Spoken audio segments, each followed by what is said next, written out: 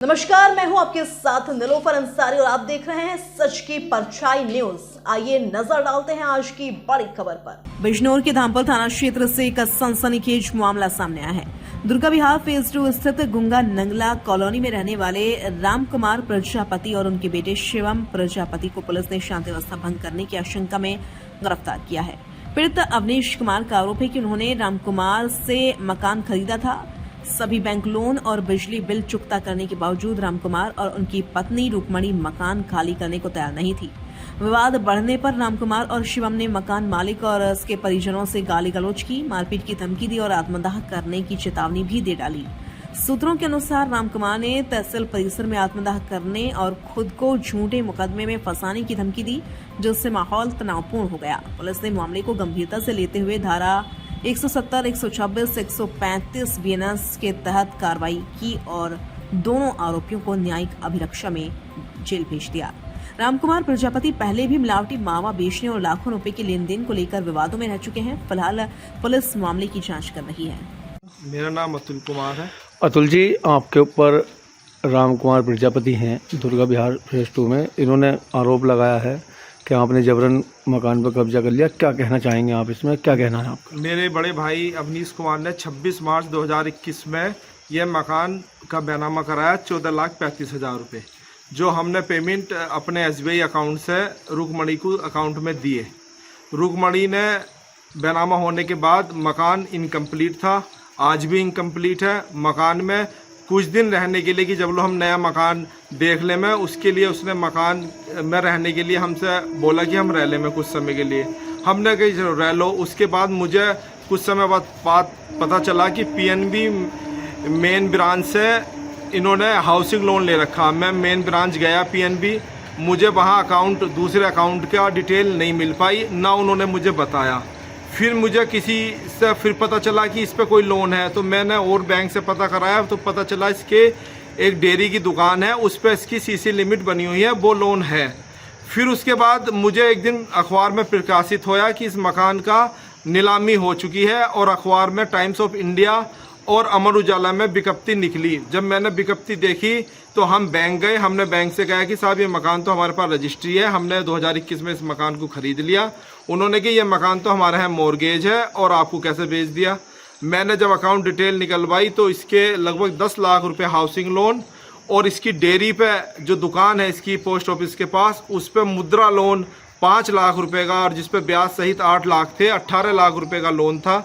मेरा मकान मुझे बैंक वालों ने कहा कि नीलामी में हो गया, कोई भी व्यक्ति से नीलामी में अपने पक्ष में ले सकता है।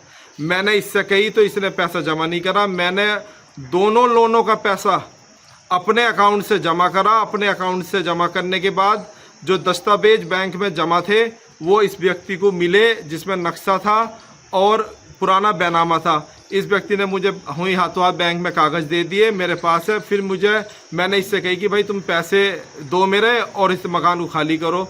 इस व्यक्ति ने ना तो मकान खाली करा ना पैसे दिए।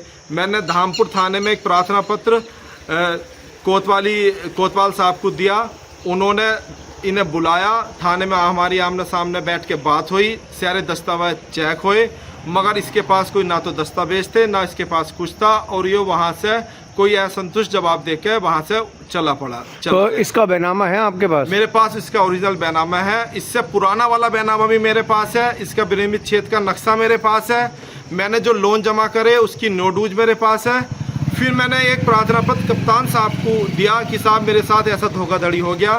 कप्तान साहब ने एक ज़िले में फ्रॉड सेल बनी हुई है जिसमें CO city, local CO city, SP पूर्वी और CO क्राइम के माध्यम से तीनों से जांच हुई। जांच में 24 मई को 420 कई धाराओं में इसकी पत्नी रुक्मणी देवी, राम कुमार सोराज सिंह के खिलाफ एक मुकदमा दर्ज होया, जिन्होंने इन्होंने अग्रिम जमानत के लिए बिजनौर न्यायालय में अपील करी। वहां से इनकी न्यायालय से जमानत खारिज हो गई। उसके विरुद्ध ये हाई कोर्ट गए और हाई कोर्ट से इन्हें एक सफलतापूर्व इन्हें हाई कोर्ट से स्टे मिला कि जबलो चार्जशीट जमा ना हो, जबलो इन्हें गिरफ्तार ना करा जाए और विवेचना में ये सहयोग करे।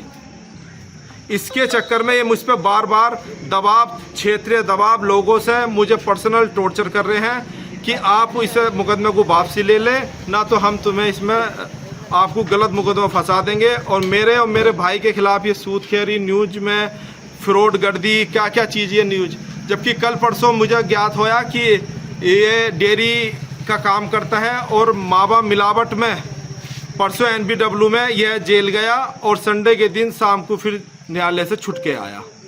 फिर मुझे पता चला कि कल इसने फिर मुझे गाली गलौज सब कुछ करी। मैंने CO साहब को सूचना दी, उसके आधार पर इसे SDM साहब के हाथ से इसकी कानूनी कार्रवाई हुई।